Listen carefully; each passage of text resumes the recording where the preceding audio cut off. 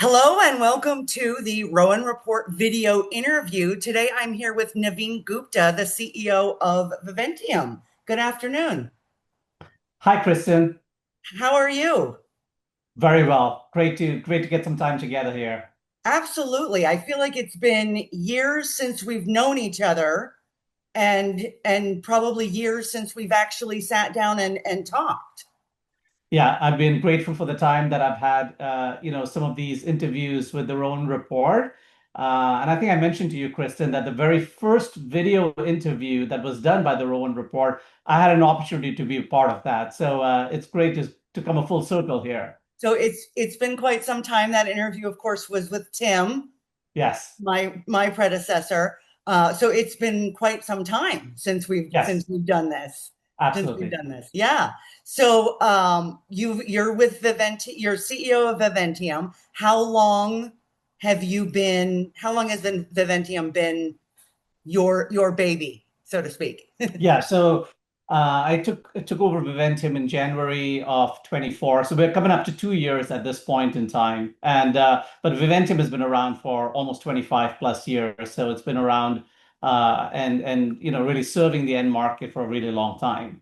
Yeah, the company's been around for a long time, but you've also been in the industry for Yes, I've been in quite a the bit industry for longer than since you've been with Viventium. yes. I have been with the senior care, long-term care market for over a decade now. I was prior to this, I was with another senior living technology company, and it was focused more on assisted living memory care solutions. And prior to that, as you know, Kristen, I was with Matrix Care and heavily involved in home health, hospice, home care, most certainly doing electronic health records and revenue cycle management solutions.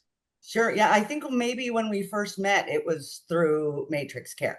That's right. That's That right. that Yeah. that makes sense. That makes sense. So being with Viventium is primarily on the works. If for those of you listening who don't know, Viventium is a payroll software company, but there's so much more to it than that. Um, but we'll talk a little bit about Viventium itself at the end of the interview. But I wanted to talk a little bit today, Naveen, about your expertise in the industry itself. One of the things that has plagued the industry for quite some time is the state of recruitment and retention, the Yes. workforce shortage that we've been going through for the last several years. What can you tell us? What is your take on the true state of recruitment and retention in the industry right now? Yeah. Kristen, I think, your audience, it won't be anything new for them necessarily. I think consistent with what we've seen over this last decade is that recruiting and retention, they are ultimately the major constraint within home-based care. And if you look at the cost of hiring, replacing the staff that's there, you couple that with sort of declining reimbursements that providers are facing and budget cuts, it puts them under extreme pressure.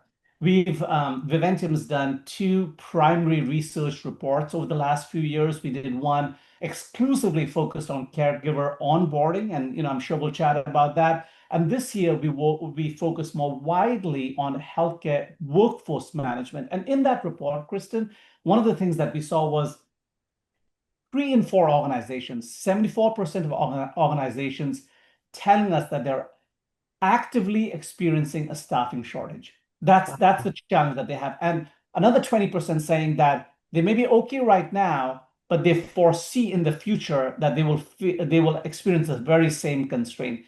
So Right. net, what this means is that recruiting and retention ultimately is really slowing down home care agencies for fully being able to deliver care and be able to take on the referrals and the business that they really can if they have the right staffing. Right. And this is not, it's not new. This has been going on for a while, but it is new over the last few years, the 5 or 6 years. What is that shift? What is causing this major, other than obviously the reimbursement rates have been lowered over the last 5 years significantly, but that in itself doesn't really explain the breadth of the workforce shortage that we're seeing.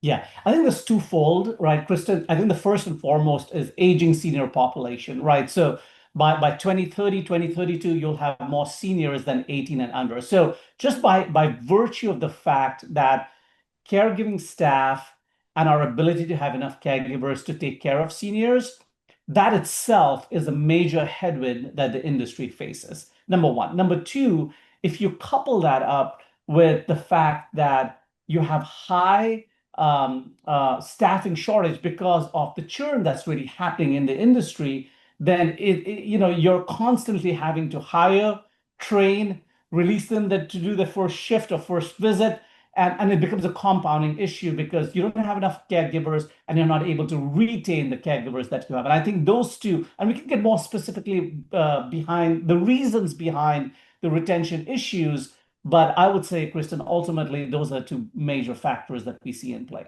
And I think there's definitely a separate recruiting problem and a separate retainment problem. You know, Sure, sure. the finding caregivers has been a challenge, finding enough caregivers. And of course, the aging population, like you said, it's not necessarily that we have fewer caregivers, it's that we have more people needing care.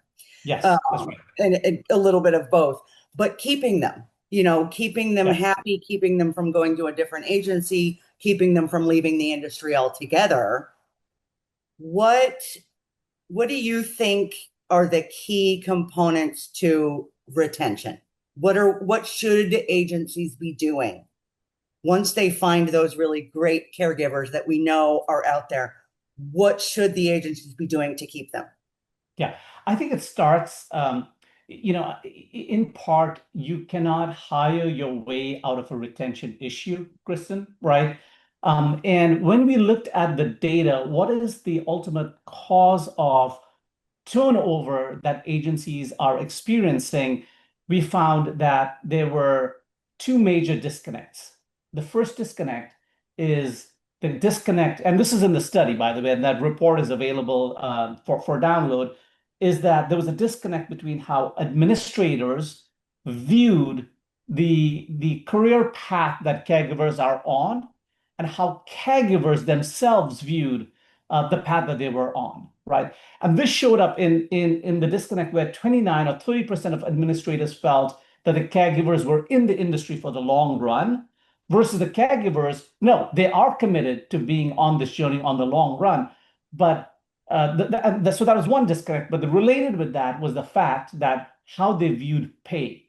No question about that, that in this industry where 70% of the caregivers are from paycheck to paycheck, Yeah. it is really, really important for them to have be paid wages, right, that are keeping up with sort of the economy at large, number one, and number two, that there is true pay transparency in the ability for them to see exactly how they are getting paid, right? So I think those are two fundamental issues there, and then you layer that on to the next lever, and the next lever was that caregivers wanted to know that investment in their career path was something that the agency took seriously. So up-leveling, upskilling, so that they can do higher order tasks that are more complex tasks that might be there and get reimbursed for that. That was also an equally important issue as well. And there are other things I can layer in, but I'll punch up these main points right now, Kristen. Yeah, obviously the salary that the pay rate has been a topic of discussion for a while. Yes, yes, Most of us, of course, are in agreement that caregivers don't get paid what they deserve. They should have a higher pay rate, but the agencies are trying to balance that with staying afloat. Um, yes, so there's a challenge there, and certainly that pay rate is important.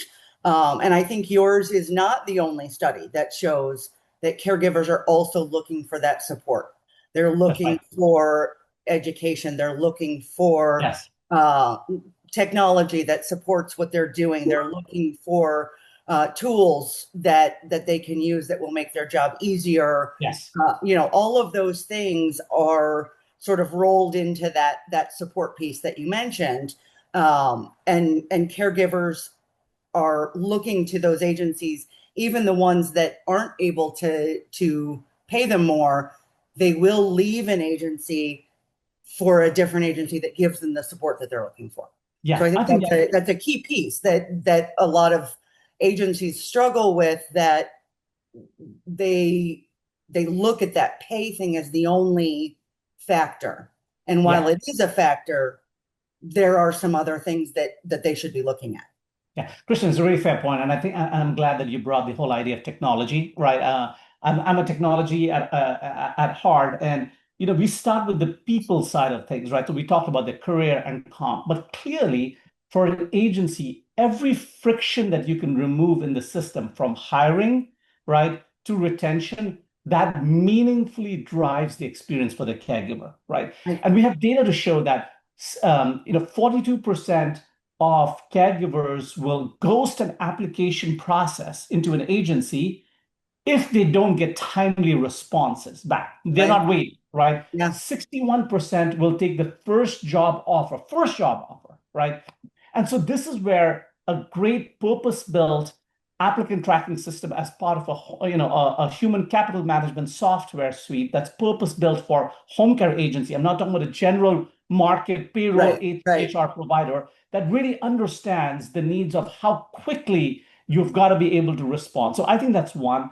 The second is making things digitally available, right, is an important piece. So our onboarding studies show that an administrator could spend 60 hours onboarding a new hire. Think about that, 60 hours onboarding a new hire. And generally the care staff would say that the onboarding experience is not great. And that's why you cannot have fragmented systems that don't talk to each other, workflows Right, that are not designed for caregivers, right? sure. Making sure you have a digital platform that makes it really easy to apply, one click apply, making sure that they can onboard very, very quickly, all digitally enabled. They can do it through the mobile phone that they have available. Right. All of that, to your point, Kristen, makes a huge impact in their ability to be happy and satisfied with that provider. Yeah, absolutely. And I think pieces of that are universal. They're not specific to care, to caregivers. Um, Yes, I've seen other people who complain that they upload a resume and then they still have to input all of the information. yes, Then that's what the yes, resume is for. Or, yes, they apply online, but then they still have to go in and hand fill out paperwork. So yes, you've got a digital form that now you have to download and print and fill out and take a picture of and send yeah, it back. And yes, it's those different systems, and part of your paperwork is over here, and it's over here. And especially I think the younger generations of caregivers coming in to any industry, but caregiving specifically, they don't want to jump from system to system. They don't yes, want to repeat that information. They want to apply and they want to be done.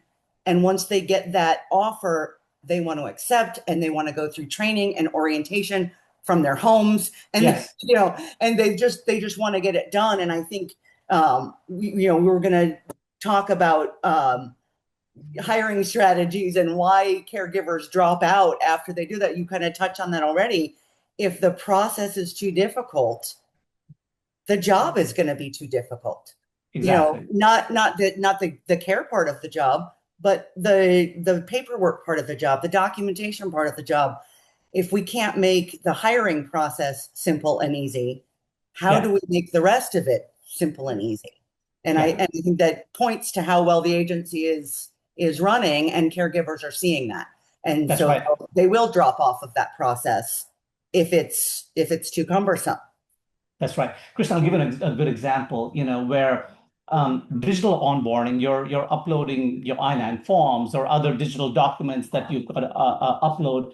One of the things that we quickly realized was if you can avoid having to bring them in, right, which is just an additional step, and then you print out papers and you fill them in.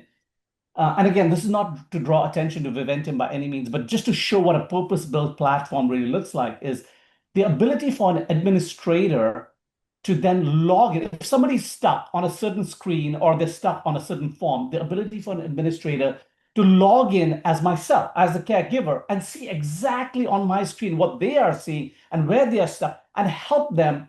That was a game changer because that means that you're putting yourself in their shoes and you're helping them exactly where they may be stuck. Compare that with you're trying to phone, trying to ask them to come into the office, like all of that, those friction pieces add up. And ultimately, that creates dissatisfaction. And then you lose people in the first 30, 60, 90 days. Absolutely.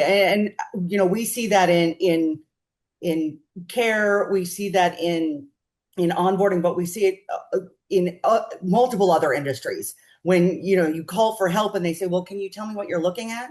Well, shouldn't you know what Yeah. I'm looking at? This is your system, you know. But the ability for the administrator to walk them through Yes. such a help, and it points to the support that the agency is Yes. going to give the caregiver now and in the future. Absolutely. And Makes a and huge that difference. and it's the technology, right? It's the Yes. technology that is moving the needle in hiring and onboarding and retention, right? Yes. When your technology follows through from day one through to the care, that technology, I think, is making a huge difference in whether or not caregivers are staying where they are. That's right. That's right. And Viventium, of course, and we'll talk a little bit more about Viventium in a few Yeah. minutes, but Viventium has really taken that, from day one through to payroll where the caregiver can see everything in one place. And That's right. it's a game changer for a lot of people. And because it's built for home care, it's not a payroll company that is generic for multiple industries. So it's a little bit more specific for the caregiver. That's right, Kristen.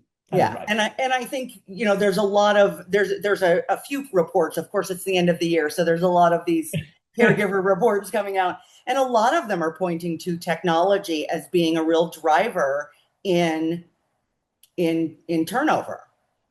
You know, Yes. if the caregiver if the care company that you're working for isn't supporting you with that technology that you need to make your life easier, they may be looking elsewhere for that.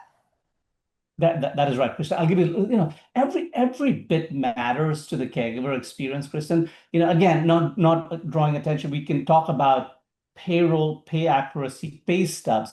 We've had caregivers take a Viventium pay stub and take it to a different agency and say, I'd like to see my pay stub look like this because Right. I can understand here's the wage parity, here's my overtime rate, here's my blended time.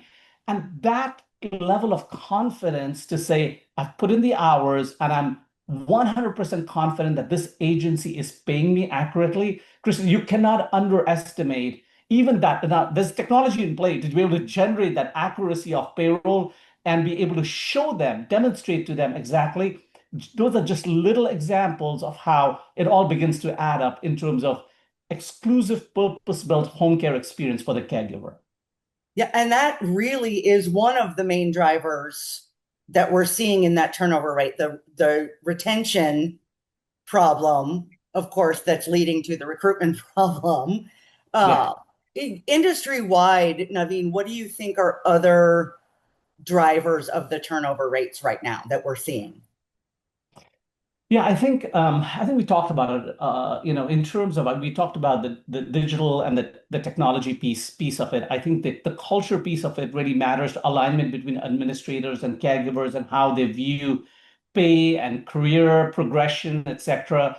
Third, I think burnout is a major issue. And again, it shouldn't be a surprise, Krista. We already talked about that. There's Right. not enough caregivers, right? And so over 80% of staff would say that they're experiencing fatigue, right, or feeling experiencing burnout.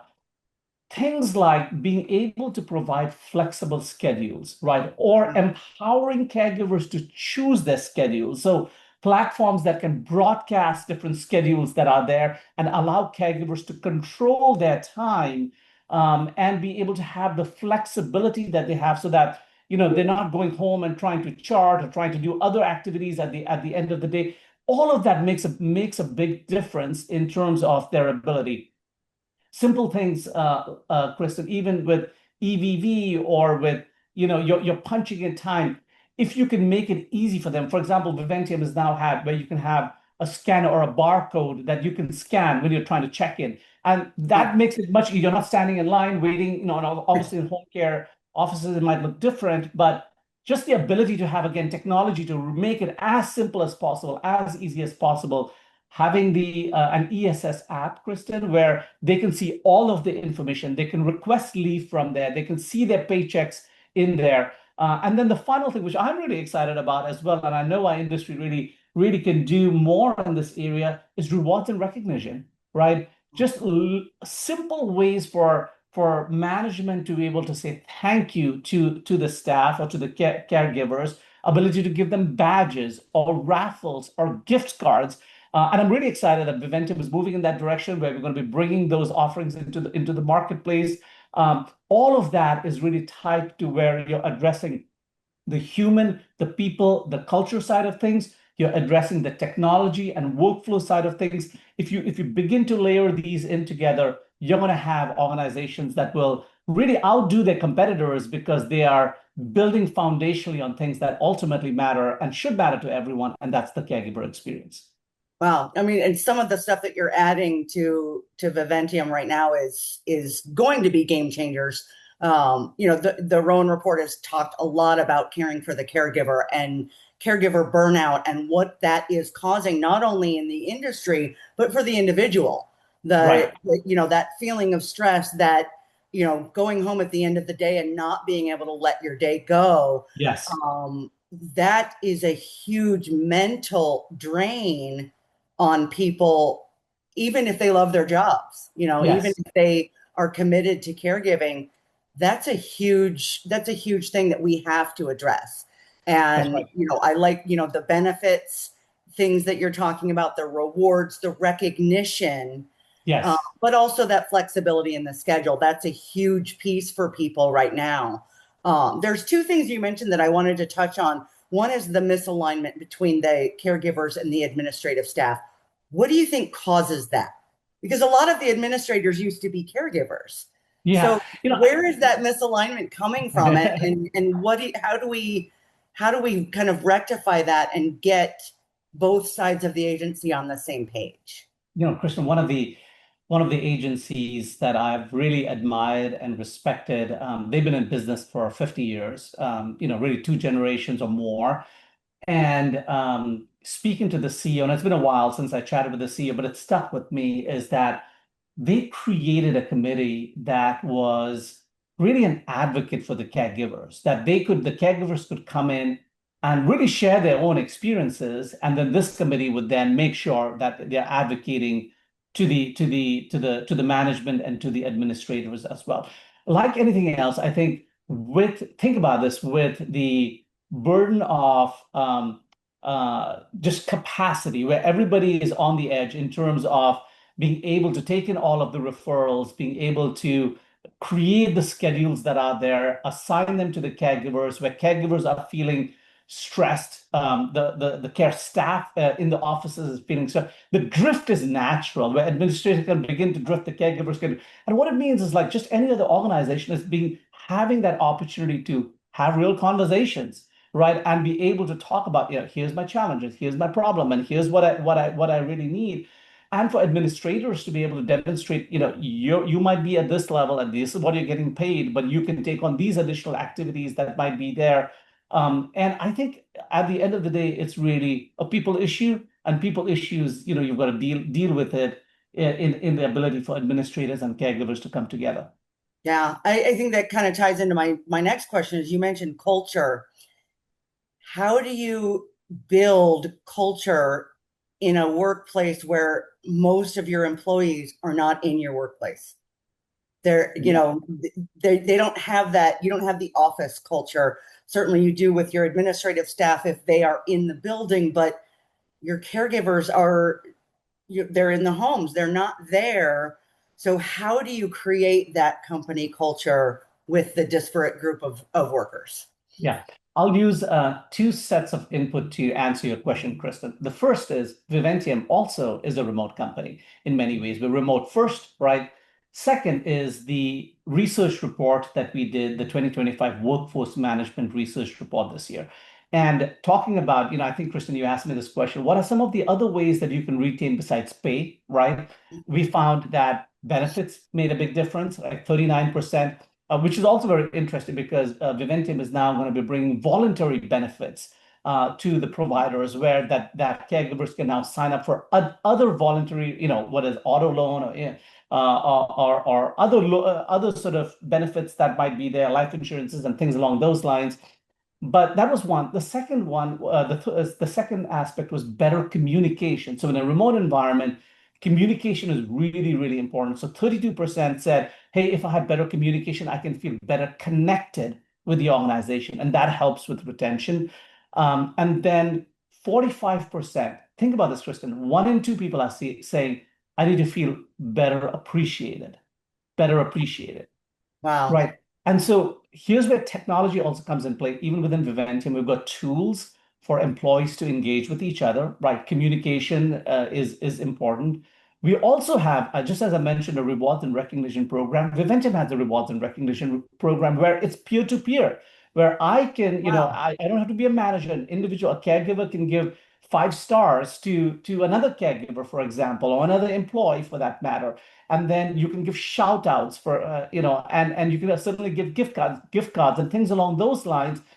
You can create a culture of appreciation, right? And empathy that exists. You can create a culture of openness, transparency, and communication that exists. And then all of the technology pieces, flexible schedule. We said 30% said, hey, ability to control my schedule matters. We can improve the onboarding experience, right? In the first 30 days that you really take the friction out of the system and you help them to get to their first visit or their first schedule, and then get paid accurately makes a big difference. Kristen, the other thing that we introduced with a partner is on-demand pay, right? And what that simply means is you're not waiting for a week or 2 weeks to get paid. If you've worked your hours, you can request that from the mobile app. You can get paid ahead of your pay schedule. That again is something that really matters. So culture it's something that it's hard to put your finger around necessarily, but you can Right. experience it. It's the air that you breathe within an organization, and you take all of these things that we've been just talking about, and they all begin to ladder up into where a caregiver says, this is my home and this is where I want to be. Yeah, and those things really do work together to build that culture, and you start to see it, and when you have that culture of communication, you get support that comes with Yes, it because you've got the other caregivers who are supporting and helping where needed, and you've got the administrative staff that's communicating. You've got your management staff that is communicating appreciation yes, and communicating flexibility. And then you have the technology that's communicating your pay structure yes, and the details of your week. And then the cultural piece of understanding that when caregivers are struggling, being able to request that pay ahead of time, being able to request that pay on demand, yes, that's a game changer for a lot of yeah, people. That is sure is. that there are and we all know, we've all experienced those times where, yeah, we know we have a paycheck coming, but man, would it be nice to have that 2, 3, 4 days earlier, a week Yes, earlier, yes, because something has come up, something has changed, yes, and the understanding that flexibility in the schedule, in the pay, in all of those things is so important to people. And I think there's a lot that agencies can do that is fairly easy now with some of the technology that we have that's built in or can be built into how an agency operates. yeah, And that's right, that's right. that just Yeah, changes. And I think, when we look at what motivates people beyond their paycheck, are those cultural things that are feelings, right? I yes, feel supported, I feel appreciated, I feel educated, I feel important, not just to the clients and patients, because they do appreciate everything that caregivers do, but by the people around them, by the people who yes, who are the other caregivers and the administrative staff. And that, I think, drives people to stay beyond what are you paying me hourly, Yeah. or your shift pay. Um, and then being able to see that, like you said, Viventium has this payroll structure that's set up that you can see exactly what you got paid, what your Yeah. hours are, what the differentials are, all of that. And that really is, um, you know, that that is a good help. It's a great help for caregivers because errors in a paycheck are worse maybe sometimes than not having the paycheck right away at all. And Yes. what if you don't have that accuracy, what does that breed for a caregiver, Naveen? Yeah. Yeah. You know, I think some of the data that we had seen was that if you had, first of all, I think the data said something like um, almost like 40% experiencing some sort of payroll error, right, is being introduced within the system. And so, but if you had two or more payroll errors, your chances of losing your caregiver almost doubles, right? wow, So even two errors would mean you're likely that you're going to lose this caregiver. And Kristen, here's where you get a sort of a double punishment for it, right? Because your cost of then trying to recruit, hire, onboard, and get them, effectively productive, it could cost anywhere between five to $10,000, right? So there's a real cost to inaccuracies in pay and the experience that caregivers have. right. So every time you lose a caregiver, it's costing $5,000 to $10,000 to Yeah, find a new caregiver.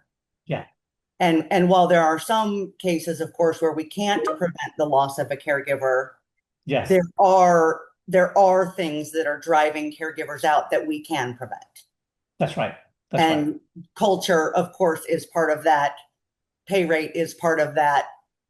Accuracy and payroll, the technology supporting what the Yes, caregiver is going, all of those things are combining to create the company that the caregiver doesn't want to leave. And so yes, you're saving $10,000 every time that caregiver is yes, is not leaving, is not leaving. right, right, And right. That's right. it's huge right now with the shortage that we have. We have to keep the caregivers that we have where they are. And so that investment is really an investment in the quality of care that you have with your caregivers who are already trained Yes, and in place. that's right. It's quality of care, but it's also the economics of your business, Kristen, right? I think both will be much healthier if there's an intentional focus on this. Absolutely, absolutely. Yeah. And how prevalent are payroll errors in home care? When you're looking at other industries and other jobs, it's sort of a straight hourly rate for this many hours and it's done. And so I think there's maybe less chance of errors because the home care industry does work differently and the potential for error is higher. Yeah, so I think the data that we have from the reports is that 81% of administrators report at least one payroll error per month, and 40% report making three or more errors monthly. This is from our Oh, 2025 workforce management report. And you know this, Kristen, right? So when you think about the the challenges with blended overtime and differentials and per visit pay, there's a lot that goes, and this varies, by the way, from jurisdiction to jurisdiction, state to state, right? wow. Where reimbursements are in play, you've got to have systems that can do this, right? Right, right. Accurately and correctly. And the data that says is, one in five caregiver with just one payroll error will completely lose trust in the agency. Wow. And that's huge because once that trust is gone, Yes, anything else that happens, any additional stress or burnout or any other issue is going to cause that caregiver to leave.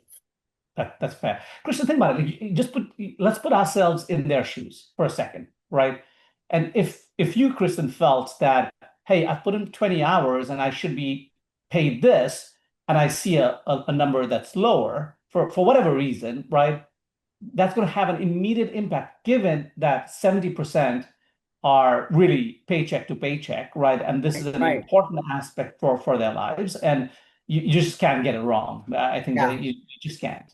So where are the errors coming from, Naveen? Is this human error in inputting information, errors in calculation? Where are agencies seeing these errors come from?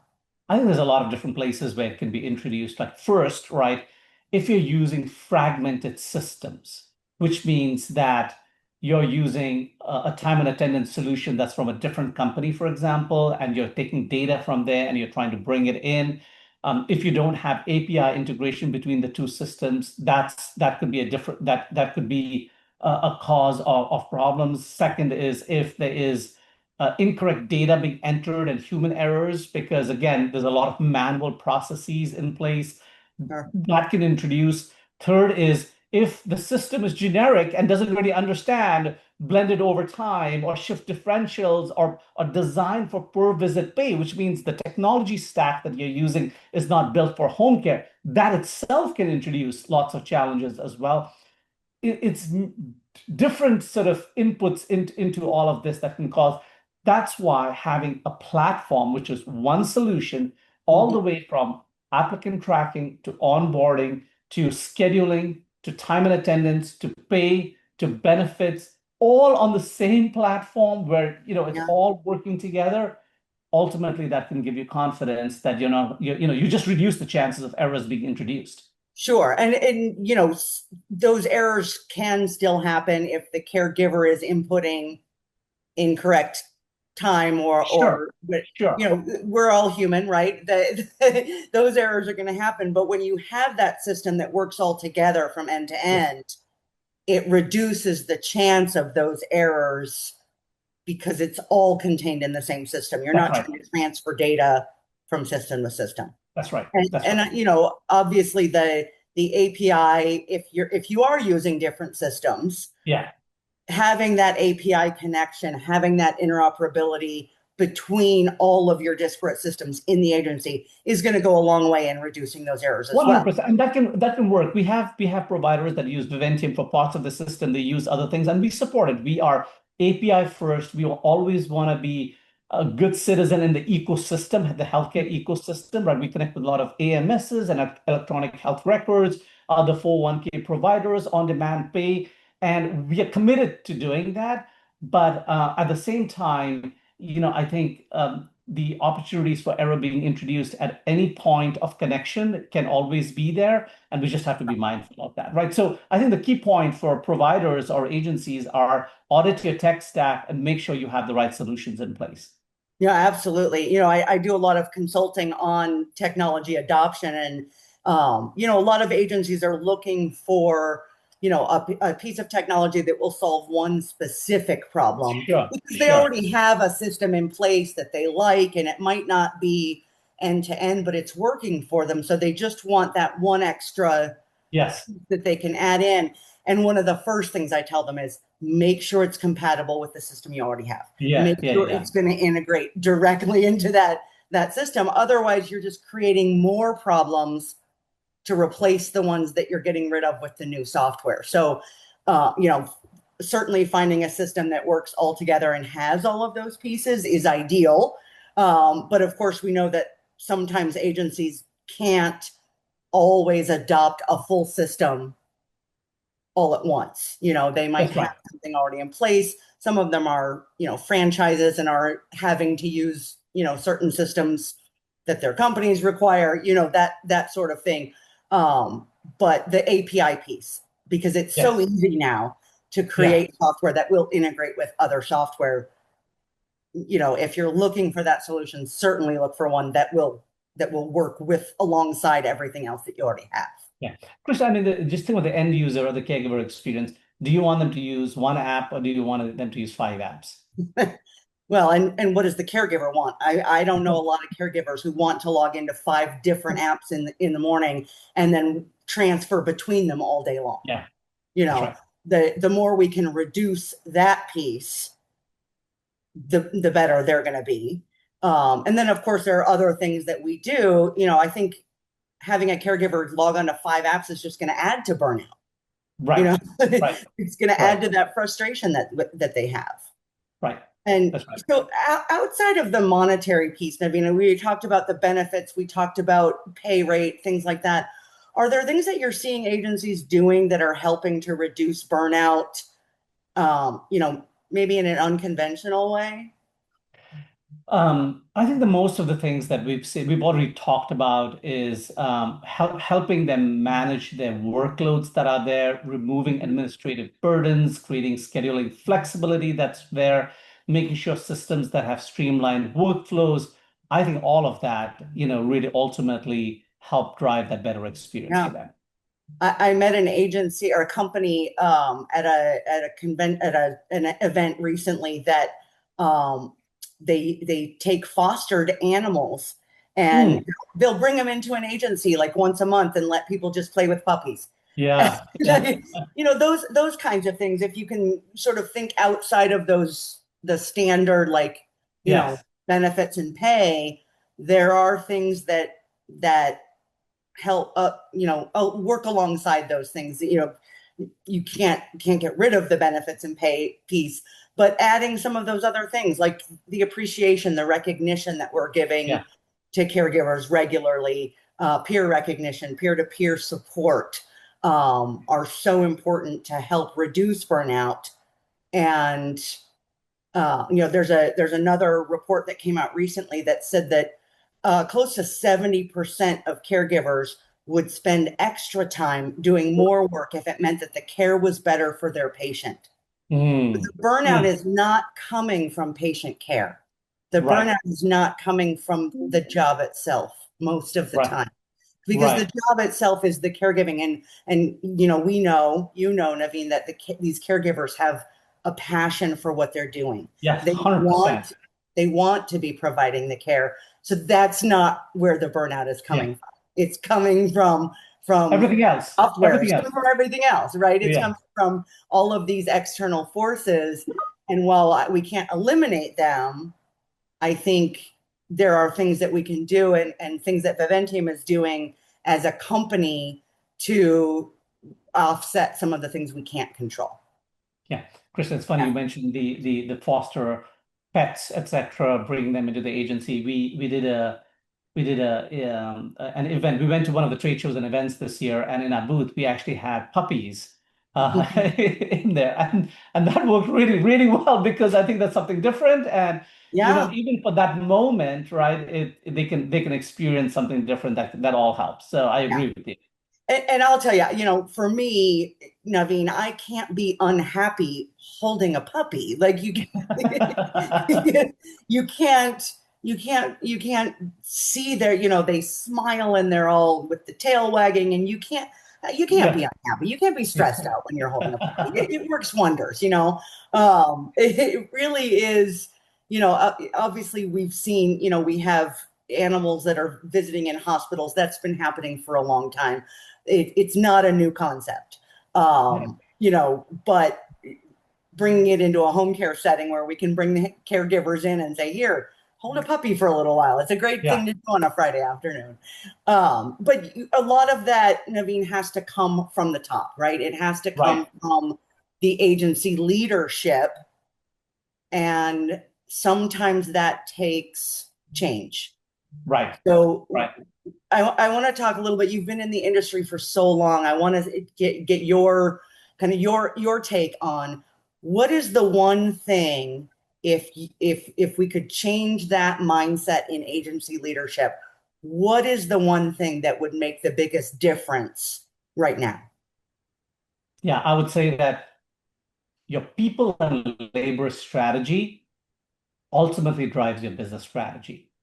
That workforce strategy is no longer just an HR task, right? Oh, It's really the CEO, the owner, the management team. You have to view it as an absolute strategic priority. That's it. huh, That's the one thing that I would say is that it's not for HR to figure it out. It's right. not.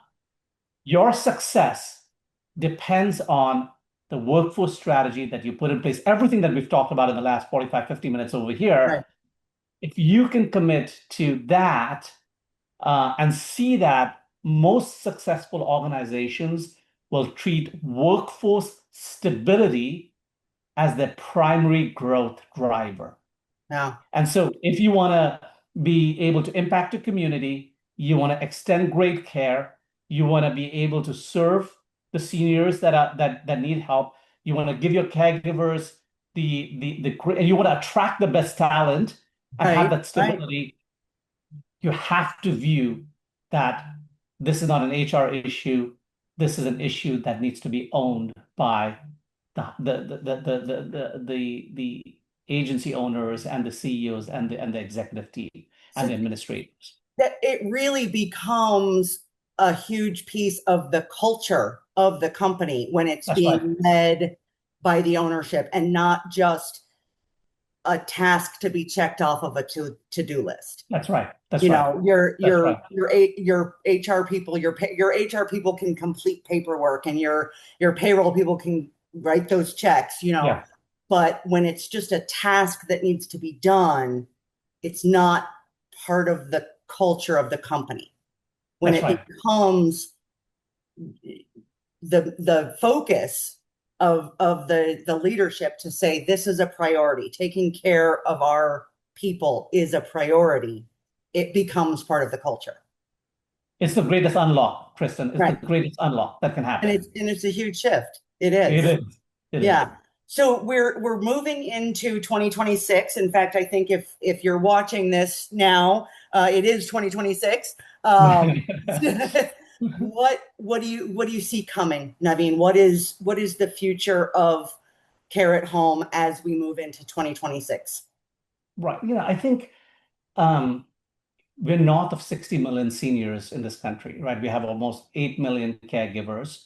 Um, the the gap between seniors and caregivers will grow, number one. Number two, care is moving to the home and shifting into the home. Today, only 5% are within communal settings, which means skilled nursing, senior living, IL, memory care. The remaining 95% is in the home, and you'll see more aging in the home. That's going to continue as well. Nothing changes there. Right. The hiring and the caregiver shortage and retention crisis will only amplify. I think that will be in play. The fourth is organizations that embrace a culture first, a people first strategy, and you complement that with purpose built or technology for your agency, for your segment. Right. And everything that we've talked about will ultimately be the ones that will be more successful. And then, I think related with that is what you've seen is consolidation. We've seen tremendous consolidation happen. That consolidation simply means that the agencies and providers that are embracing everything that we've talked about will be the acquirers at the end of the day. Yeah. And so, if you want to be the acquirers, you want to be in the front end, you've got to embrace all of this. I think margin pressures will continue, reimbursement pressures will continue. So, all of those headwinds will be there. Foundational to your business strategy has to be your workforce strategy and a technology platforms that really remove the friction and put your caregiver at the heart of everything you do. Absolutely. And of course, Viventium is one of those tools that is going to take the agencies ahead of that curve and help those agencies become the acquirers, rather than the agencies that are either acquired or are forced to shut down. So what is Viventium doing? What is Viventium specifically looking forward into the next year or so? What sort of changes or things will be coming for Viventium that will address those specific issues? Yeah, Kristen, I think today we touch 1 in every 10 caregivers are on the Viventium platform, which means nine are not. And we want to move to our vision is to be able to have 1 in 3, 1 in 5 caregivers within the Viventium platform, right? So that's something that's we measure progress in terms of caregiver lives that Right. we touch in this industry. That's one. Second is we're committed to healthcare, that we don't do retail, we don't do construction, we don't do any, Right. restaurant, we don't do anything else. Healthcare is all that we do. So healthcare compliance, Mhm. focused on the care segments that we've talked about. We've got a dedicated regulatory and compliance team that Oh, drive all of this feature functionality to ensure that you can sleep well at night, knowing that you're compliant with all of the platforms that you already have. That's important to us. And then the third is the ability to put caregiver in the center. So everything that we're doing, all of the innovation that we're doing, we talk about rewards and recognition, engagement, surveys, performance management, all of these things that are education and training, um, are all being sort of introduced within our roadmap. Our head of product is a long-time healthcare leader, and she's helping drive and inject this, working very, very closely. Kristen, today we touched thousands of agencies. Thousands of agencies have trusted us, and we see it as our responsibility to the industry to continue to do more research reports, bring that forward into the market, make sure we're providing the right technologies, providing the right support and service. That's also absolutely important to us, where you know us by name and face, that you can call yeah. our organization. You don't have to explain to them what your industry really does, because that's all we do, and we Right. understand you. So that's what our commitment is, Kristen. That's what we're looking forward to do more of that and touching more caregiver lives in 2026. And Viventium really is a caregiver first company. You're That's right. really looking at uh, all of the things that you've added to the software, all of the initiatives that Viventium has engaged in recently have been focused on making it better for the caregiver. And That's that right, it Kristen. really is that industry focus, which is, you know, is fantastic. But Viventium is also not just a technology platform. It's not just a software solution. You have, like you said, the caregiver reports, the workforce reports, the education that you provide behind that on how to bring your agency into what's going to be needed to Right, survive in the future. And that's a piece that, of course, as a consultant, I always recommend is that you look at not only what the company does, but how they do it and what the company knows. right, What your expertise is in the industry. And of course, Viventium is only home care. But beyond that, beyond having coders and people who understand technology, you understand the industry. You we do. understand the what the caregiver is going through. You understand the hurdles of the agency. And of course, the regulatory piece is so big because it changes all the time, and staying on top of that so that the agencies are in compliance is of course a huge piece of selecting the right technology for your company. Yeah, that's right, Kristen. And it's we do the senior care continuum, certainly home care, but as you know, people might have a home health episode and they move into a home health agency for some care that's there. Right. Or, maybe they're in the 80s and they may move into an assisted living facility. So we touch all of these care settings within the senior care, and ultimately they may have end of life care and hospice. We touch them in hospice as well. And you know this, Kristen, like if you take the intersection of home care, home health, hospice, there's a big overlap between these care segments. So we want to follow wherever seniors really are and where Right. caregivers are being able to deliver care Right. to them. Absolutely. And all of those pieces touch into the senior living as well. That's right. A lot of the people who are receiving care in senior living are also receiving hospice care or palliative care, Yes. within that setting. So you're not only is your platform end to end for the caregiver, but it's end to end for the patient. That's And right. that is really, for an agency, that's a huge gain for an Right. agency to have that continuity and for the patient to have that continuity of care.